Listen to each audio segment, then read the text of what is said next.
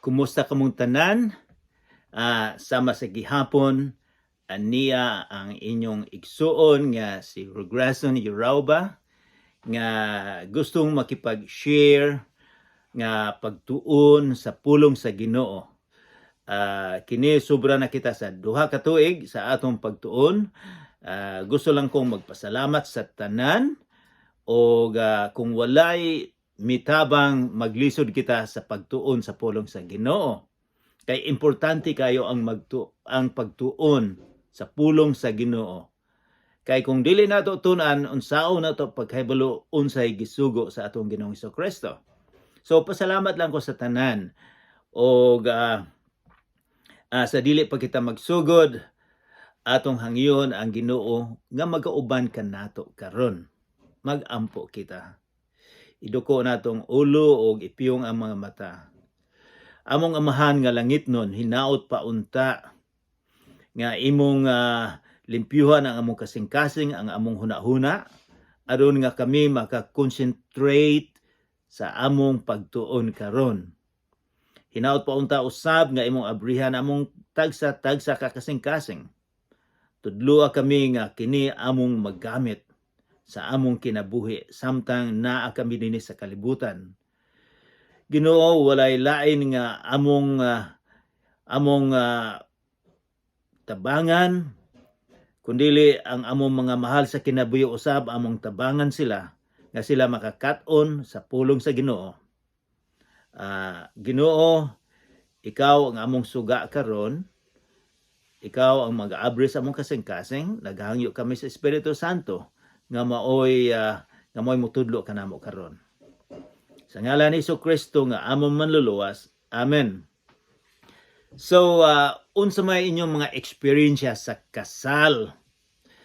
Ang kasal sa tibuok kalibutan, kada kultura, kada klaseng mga tao aduna sila mura og practices nila.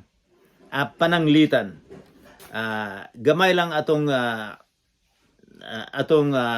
atong tanawon dito sa kanang mga Roma dito sa Europe. Ilang kidnapon ang babae. Adun kasal. And then dito sa Sweden, sa panahon sa kasal, kung mutindog na ang lalaki na ay adtuon, ang mga lalaki ilang halukan ang babae. Ilang halukan ang bagong kasal nga babae. Pagkaman usab, pagka mutindog na ang babae nga gikasal para naiadtuon, ang mga babae usab nga mga bisita moadto sila sa lalaki nga bagong gikasal og ilang halukan. Sa Kenya usab, dito sa Africa, sa wala pay kasal, ang amahan iyang luparan ang iyang anak. Buti pa sabot, good luck, swerte. Naghatag siya swerte. Dito naman party sa India, ang mga babae usab, ilang kawaton ang sapatos sa lalaki sa pamanhunon.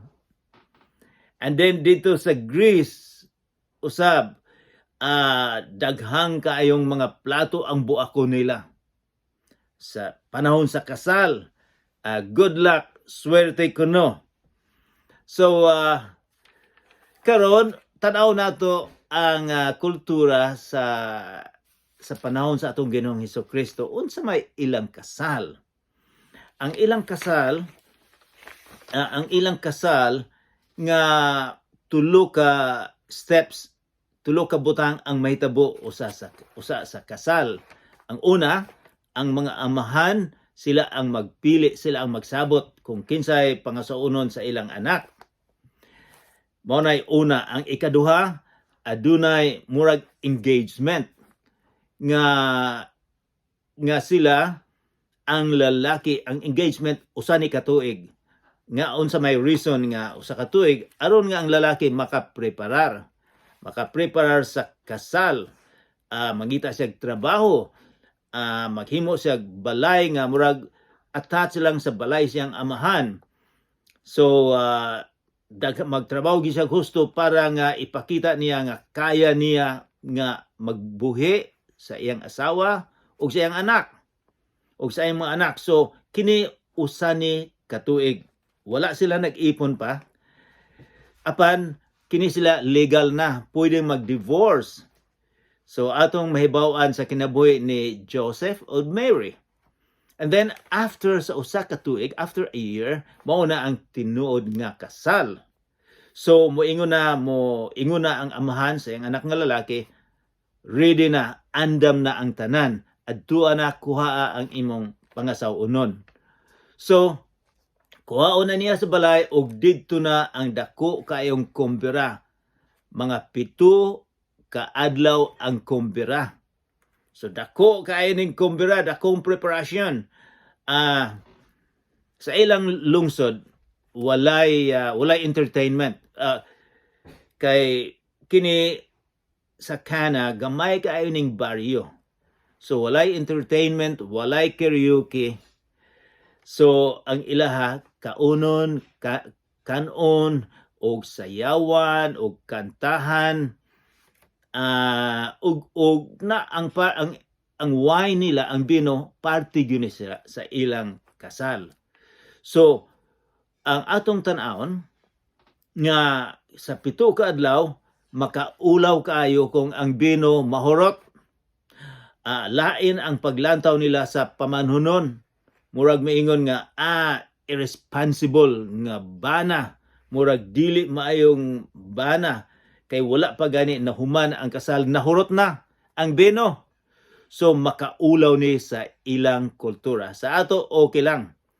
Pero imagine ang kasal usa ka semana ang pagkaon. Sa akong sa kasal jutay ray mga tao.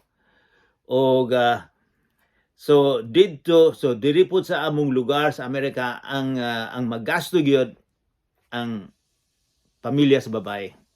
Sila maggasto sa tanan.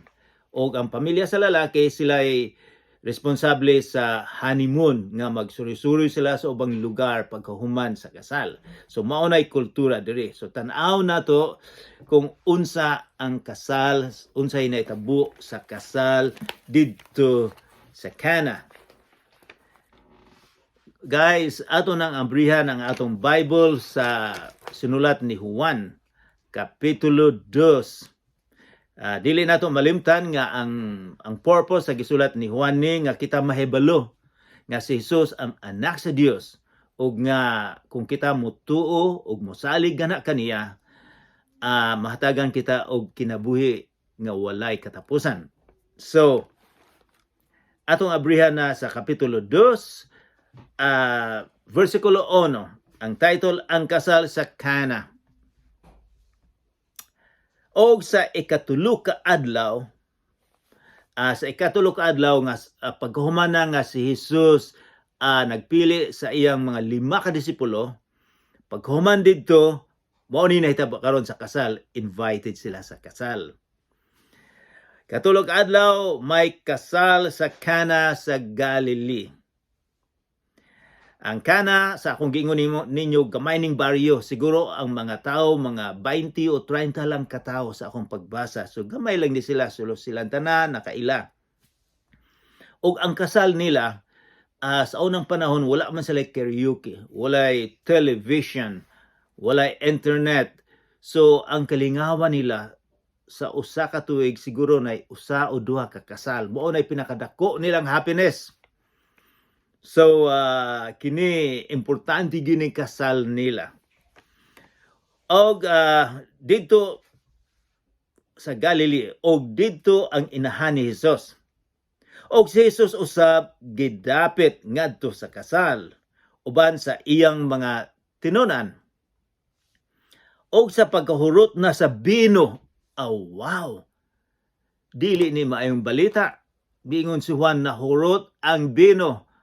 Ang sa ilaha kung mahurot ang bino, makaulaw kaayo na sa lalaki. Wala siya nagpreparar. Nganong magpatuga-tuga man siya pakasal, nga di mo din niya kaya. So maunay dako kayo ning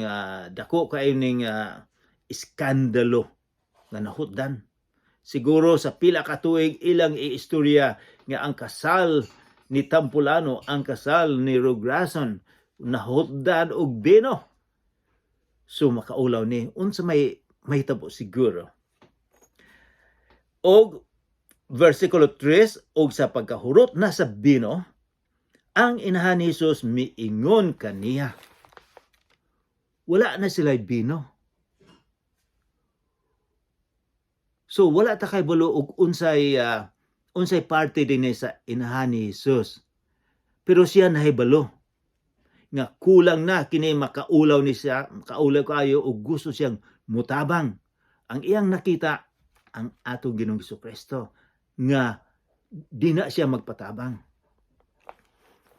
Ang iyang inahan nahibalo og kinsa ni Jesus. Apan wala siguro siya kay balog unsa gyud siya ka pagkaginoo. Apan nakita niya nga kini siya laing klaseng tao, laing klaseng anak. Kay bisan pagani sa sa pagka panganak sa panabuntis pa siya, dinay anghel nga miduol nakipag-istorya kaniya. Nga ayaw kabalaka. Kay kini siya anak ni siya sa Ginoo. Ayaw kabalaka kay kini siya mahimong powerful bantugan. Og mingon ang anghel nga siya ang mukuha mo continue sa kingdom ni Haring David. So kay balo siya og kini si Jesus. Og nadungagan usab sa dihang 12 anyos si Jesus, miadto sila sa templo sa Jerusalem. So mao gini lang kada piyesta sa Passover, piyesta sa sa nga iselebrar nila ang nga sila naluwas didto sa Ehipto kay ang ilang mga ginikanan ni slave sulugoon didto. So, pagkahuman giluwas sila sa Ginoo, kada tuig muadto gyud sila sa templo. So enjoy siguro po nis mga bata. So Jesus 12 anyos. And then dito sila muadto sila, ang reason nga muadto sila dito aron nga maghalad sila. Aron nga ang ilang sala mapasaylo. So mao na ilang tradisyon. Maghalad sila baka, karnero, kanding, kanang puti kaayo, o ang ilang sala mapasaylo, mao ilang pagtuo. Paghuman dito, mibalik na sila sa ilang lungsod. Naglakaw na sila 3 ka adlaw. Abi ni Jose ug ni Maria nga apil si Jesus sa pagpauli. Abi nila mga igtagsa ni Jesus, mga paryente, si Jesus dito ga uban-uban nila kay daghang kay sila. So pagkatulo ka adlaw ilang napansin nila nga wala man di si Jesus nakauban. Tulo na sila kadong naglakaw. Excuse me. And then so mibalik sila sa templo, mibalik sila sa Jerusalem. Ilang gipangita dito kay kining panahon na dako kay ning celebration. Adunay miingon si Josephus, Flavius Josephus, usa ka historian nga mga 2 million ka mga tao ang muanas Jerusalem para mag-celebrate. So daghang kayo. Gipangita nila sa syudad sa Jerusalem ug nakita nila si Jesus didto sa templo. Nakipag-istorya, nakipag-argue, nag-question siya. Kinsa may ang gi-questionan, kinsa may ang gipag-arguhan ang mga banggiitan nga mga magtutudlo dito sa templo. 12 anyos lang siya. Natingala sila hain manigikan ang iyang panghuna-una. So wala sila kay balo. Nga kini si Jesus ang lawas niya 12 anyos lang. Apan siya na tao sa wala pa nahimo ang kalibutan, dina na siya. Mao'y sulti ni Juan. Og sa dihang nakita siya sa iyang inahan og amahan, miingon sila unsa may mong gihimo dinhi nga worried na mi og husto unsay nahitabo nimo, pero dinhi lang dae ka. Si Jesus miingon nga wala ba mo nahibalo nga ako si gusto gyud nga mo ani sa balay sa iyang amahan. Una gyud sa templo. Nga design gyud siya nga moana sa templo kay mo nay balay sa iyang amahan. So nahibalo si Maria nga kini si Jesus, he is somebody. So mauna nga sa dihang dako ang problema nga nahitabo nga makaulaw, iyang giduol ang atong Ginoong Hesukristo. Unsa may gisulti? Miingon siya sa versikulo 3, og sa pagkahurot na sa bino, ang inahan ni Jesus miingon kaniya, wala na sila bino. Mura gihunghong siguro niya ni. Og si Jesus miingon kaniya, babae, unsay imong labot kanako? Ang akong takna wala pa moabot. So makaingon ka mo, si Jesus bastos man iyang gisulti nganong iya manggiingnan ang iyang inahan nga babae. Babae, unsa may labot kanato? Unsa may labot nato ani? Ang akong panahon wala pa moabot. Atong tuna ato mahibalo kita nga kining pulong nga babae mo ni dako kaayong respetar. Para sa ato dili maayo paminawon, pero sa ilang panahon mao ni respetar, dako kaayong respetar. Og pareha sa ato kung gigugma nimo o mahal mo rag special nimo ang anak, imong tawag og dudong or inday. Kini ang pagtawag nga mahal og dako kaayong respetar. So ayaw mo paghuna-una nga si Jesus walay respetar sa iyang inahan. Og may bulog kitang nagrespetar ang atong Ginoo tungod kay si Jesus dinha sa cross. Iyang giingnan si Juan nga iyang gibilin ang iyang inahan ni Juan. So dako gyud niya sa wala pa siya mamatay, iyang giingnan si Juan nga tagda ang akong inahan. So dili kita maglantaw nga si Jesus walay respetar. So mingon siya, ang akong panahon wala pa maabot. Kadaghanan sa New Testament, kanang moingon si Jesus, ang akong panahon wala pa maabot, ang buot niyang ipasabot nga ang panahon sa paglansang sa cross, nga iyan ang ihatag ang iyang kinabuhi. So, verse 5, og ang iyang inahan miingon sa mga sulugoon, unsa gani iyang isugo kaninyo, buhatan ninyo. So bisag unsa, miingon siya, buhatan ninyo, musunod mo sa iyang gisulti. Dako kaayo ning tabang kanato karon. Kining dako kaayong principle nga bisag unsay isulti sa atong Ginoong Hesukristo, atong buhaton. Atong buhaton, asa man nato makita lang ang pulong sa atong Ginoong Hesukristo. Di na lang sa Biblia. Mao nay usa ka rason ngano nga kita gatuon. Kay kadaghanan sa mga tao ang mo-claim nga moingon sila, ako Kristiyanos. Ang ilang Biblia nakatago lang. Nabok-bok na lang. Di nila mo basa. Daghang mga tao nga dili mo basa. Nga mao mo nay miingon si Maria nga sundon ninyo kung unsa isulti ni Jesus. Ang pulong ni Jesus naa lang sa Biblia. Wala ni sa CNN, wala ni sa BBC, wala ni sa Fox News. Naala sang Biblia ang pulong sa atong Ginoong Hesukristo. So, unsa may nahitabo? Og unya gani iyang isugo kaninyo, buhatan ninyo. Verse 6, og didtoy nahimutang sa unom ka buok nga tadyaw nga bato.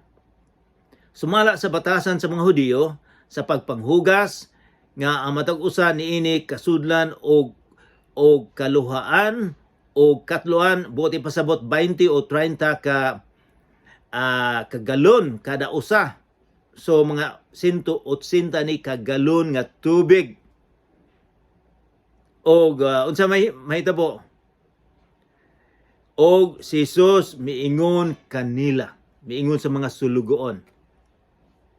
Puna ninyong tubig ang mga tadyaw, o kini ilang gipamuno hangtod sa ngabel, puno gyud kaayo. Ug unya siya miingon kanila,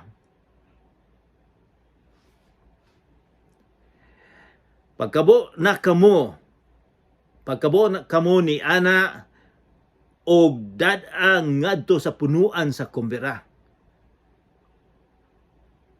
O kini ilang gidala ngadto kaniya. O sa natilawan sa punuan sa kumbera ang tubig nga nahimo ng bino. O kay wala man siya masayod diin kini gikan. Bisan tuod na sayod niini ang mga sulugoon nga na nagkabo og tubig. Ang punuan sa kumbera mitawag sa bana ug miingon kaniya, nabatasan baya sa mga tao ang pagdalit og una sa maayong bino ug unya sa diha nga ang mga dinapit makainom na pag-ayo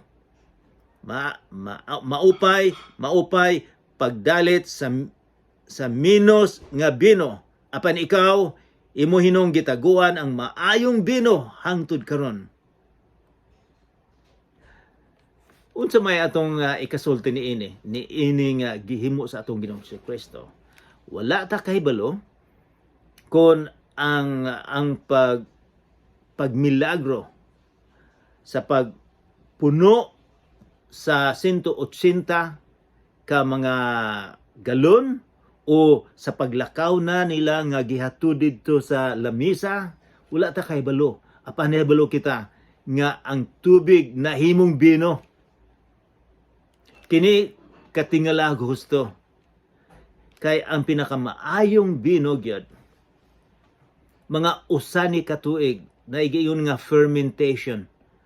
Para lami kayo ang bino, usani ka tuig usa ni iserbi, usa ihatag.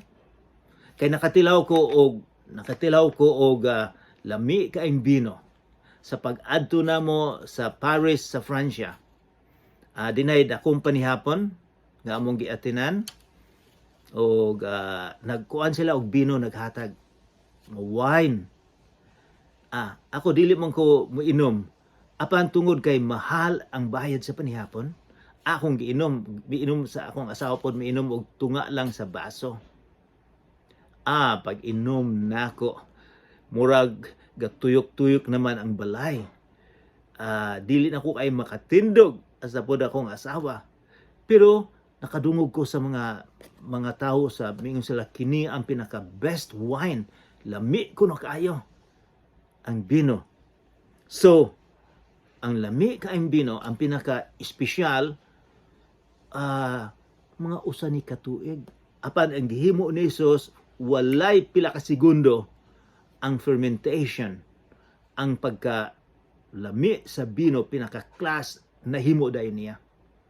Sa ordinaryo dili ni mahimo. Kini ang milagro nga nahimo niya. Og unsa may atong makita niini? Usahay makapangutana kita.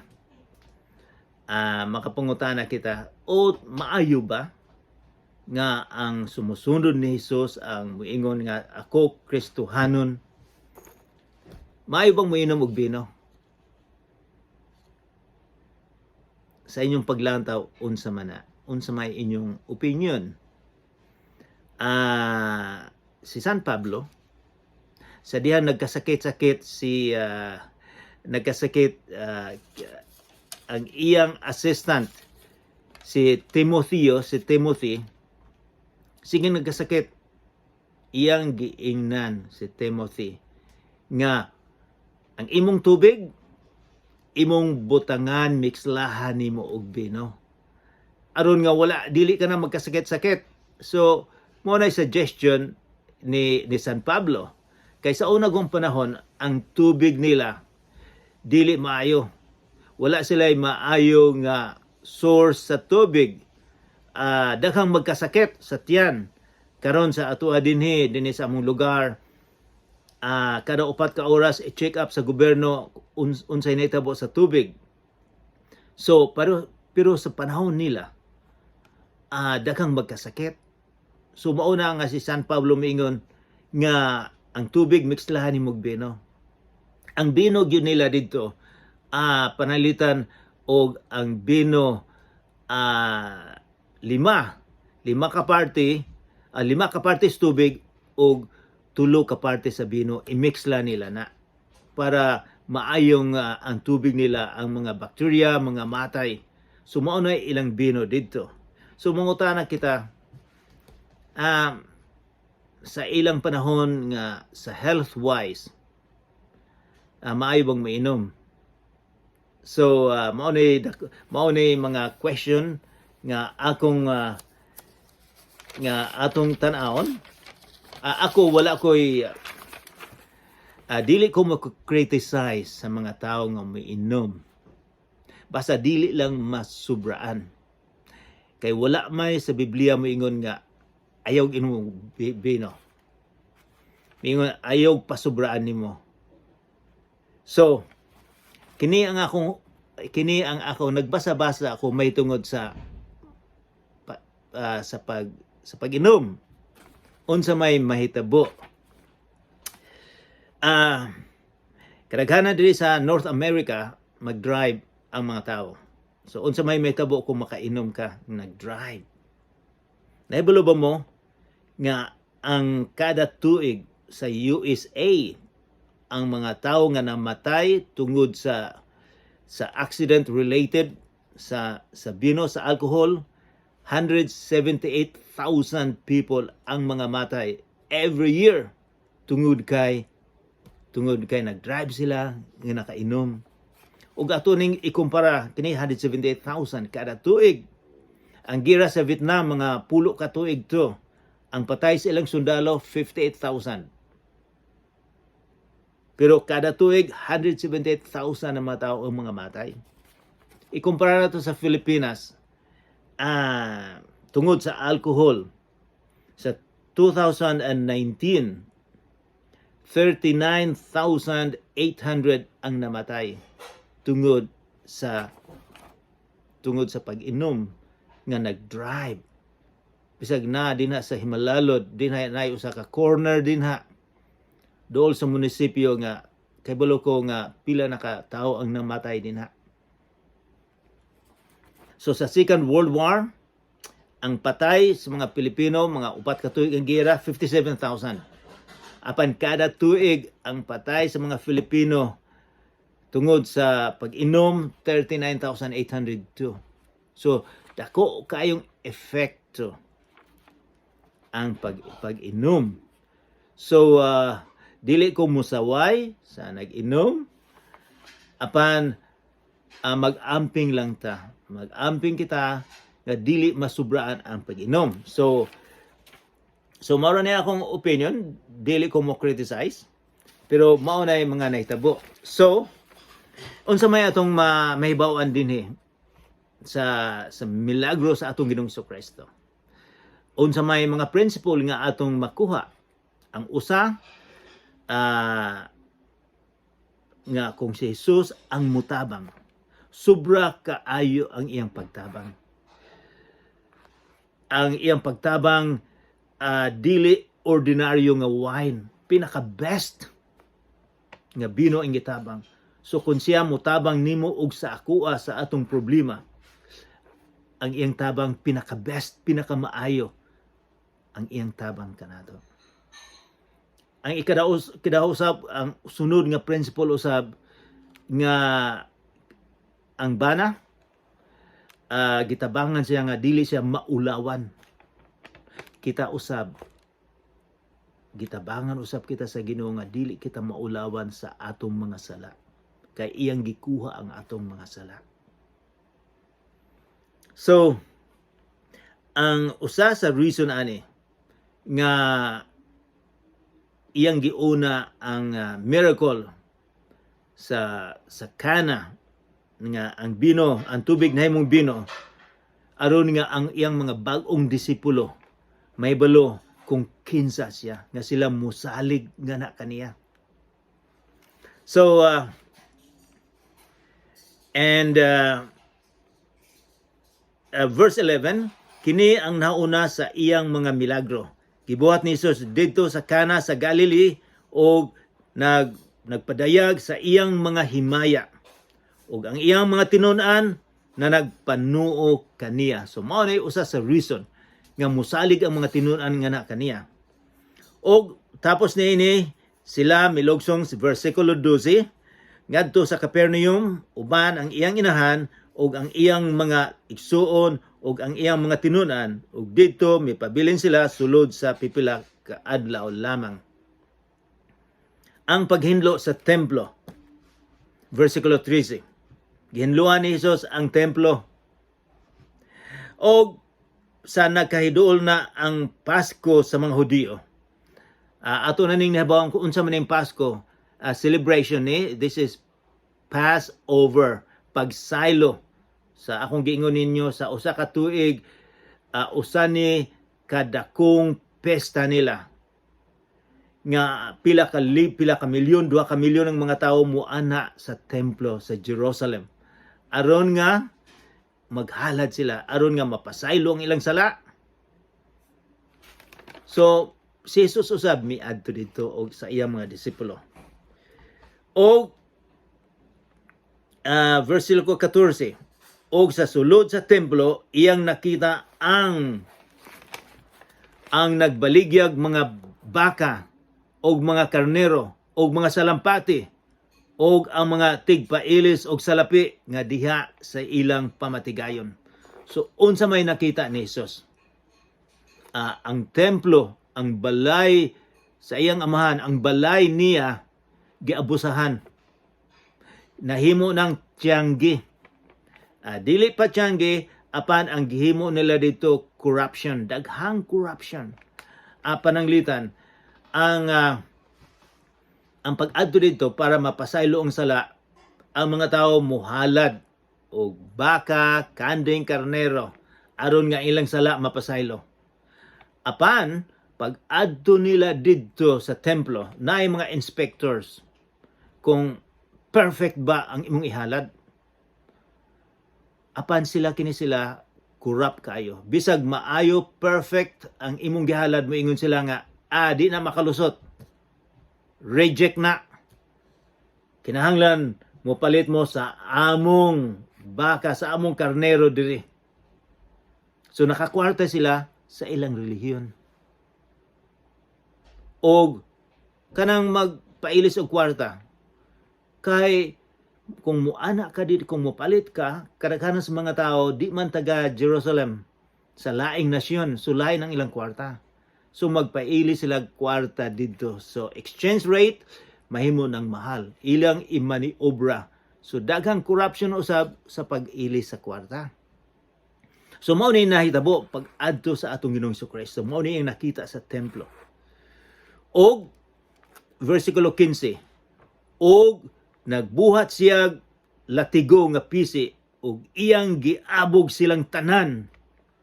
Uban ang mga karnero og mga baka ngadto sa gawas sa templo og iyang giyabo ang mga salapi sa mga tigpailis og iyang gipanglingtuad ang ilang mga lamisa. Wow, unsa may imong paglantaw sa atong Ginoong Jesucristo. Abi nato, kadaghanan nato murag muingon nga si Jesus bata man lang na siya.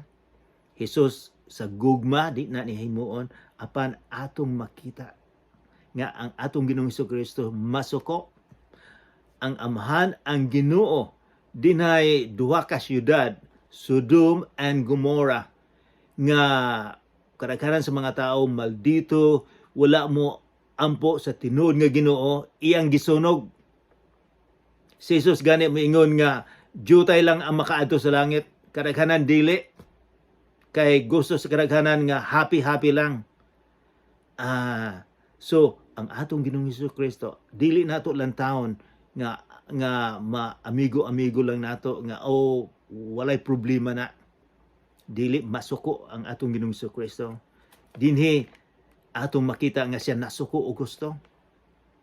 Ug unsay gisulti niya sa versikulo 16, ug siya miingon sa iyang mga sa mga nagbaligyag mga salampati. Unsa may iyang giingon? Kuhaan ninyo dinhi kining mga butanga, ang balay sa akong amahan ayaw ninyo paghimuang merkado. Mao ba na yung gisulti? Or maybe tingali miingon si Jesus, kuhaan ninyo dinhi kining mga butanga, ang balay sa akong amahan ayaw ninyo paghimuang merkado. Posible siguro nga mo na gisulti sa atong Ginoong Kristo. Masuko ako gani usahay kay sige kong magtudlog tennis, usahay mga 35, 40 ka bata, na ay mga problema, usahay masuko pugo, usahay ang akong tingog, akong pakusgan kay magbinuang man lang sila. So atong makita din nga atong Ginoo masuko di ay pod. Ngano man kay ilamang gihugaw-hugawan ang templo. Nebalo kita nga ang templo lugar sa pag-ampo. Karon ilamang gihimo nga negosyo. Posible ba nga sa ato sa Pilipinas nga ang ubang relihiyon ilang ginegosyo ang relihiyon nga daghan sila kwarta tungod sa relihiyon? Kining corruption na pila na ni kalibo ka tuig, nahibalo kita unsay corruption sa Pilipinas. Si Jesus usab dili malipay sa mga corrupt, labi na kung ang relihiyon himuon nila nga makakwarta. Verse 17, ug ang iyang mga tinunan na hinumdum nga ang kasulatan nagaingon man, ang kamaampingon alang sa imong balay magaut-ut kanako.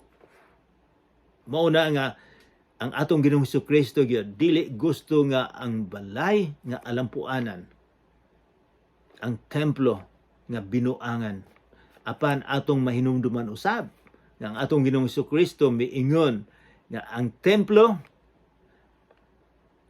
kita, ang atong kasing-kasing mao'y templo sa Ginoo. Mupuyo siya ug dili nato hugaw-hugawan kay ang Ginoo magapuyo sa atong kasing-kasing. Kung imo siyang imbitahon nga mosulod sa imong kasing-kasing, nga mutuo ka sa iyang gihimo sa Kalbaryo, ang Ginoo mosulod, ikaw ang templo.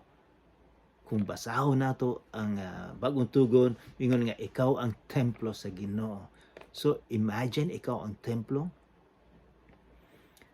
Verse 8, busa ang mga Hudiyo miingon kaniya, mga leadership ni sa Hudiyo, unsa man ang ilhanan nga imong ikapikita kanamo nga ikaw may pagbulutan sa pagbuhat niini nga imo ning gilimpyuhan, kinsa man unsa man di ka, unsa may imong ebidensya nga ikaw ang Misaya, mo ibuti pasabot nila. Og si Jesus mingon kanila, gubaan ninyo kining templo o patindugon ko kini sulod sa tulo ka adlaw. Wala siya moingon nga templo kanang building kundi siya. Busa ang mga Hudiyo miingon kaniya, I mean to say verse 20, og ang mga Hudiyo na nagpanubag kining templo gitukod sulod sa kapatan og 6 ka tuig, 46 years. Og imong patindugon kini sulod sa 3 ka adlaw. Ang templo gihimo miingon si Josephus, gwapo kuno kay ning templo. Painted sa gold, so bisag layo pa imo lang taon,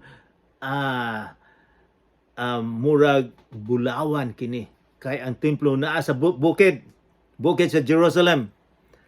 Apan kining templo nahumani siya sa AD 60.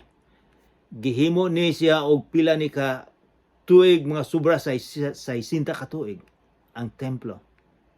Apan sa AD 70 giguba ni sa Romano. So wala sila makahibalo og unsay buti pasabot ni Jesus nga gub-an ni sa 3 ka adlaw ako ning ayohon. Verse 21, apan ang templo nga iyang gipasabot mao ang iyang kaugalingong lawas.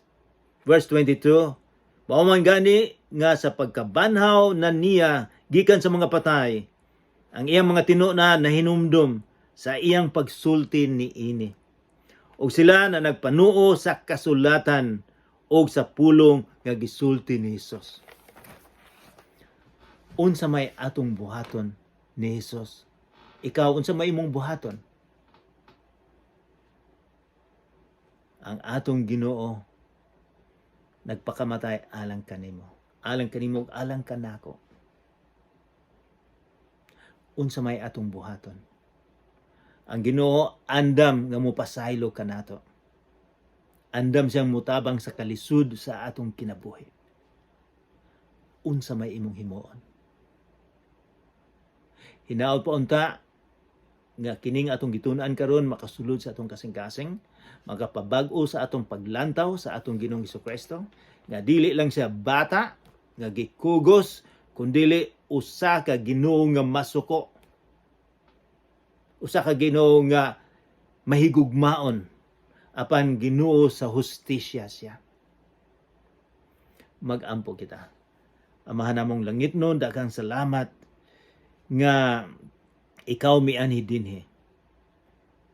Ikaw nga ang amahan na lipay sa imong gibuhat, nga imong gihatag ang imong kinabuhi. Kay maunay dako kayong plano sa Ginoo nga ang imong pag-anhid dinhi, imong lukaton ang among mga sala. Hinaot pa unta nga kami mosalig gana kanimo. Hinaot pa unta nga ang among kinabuhi among isalig gana kanimo. Kining tanan among giampo sa ngalan sa atong Ginoong Hesukristo nga manuluwas. Amen.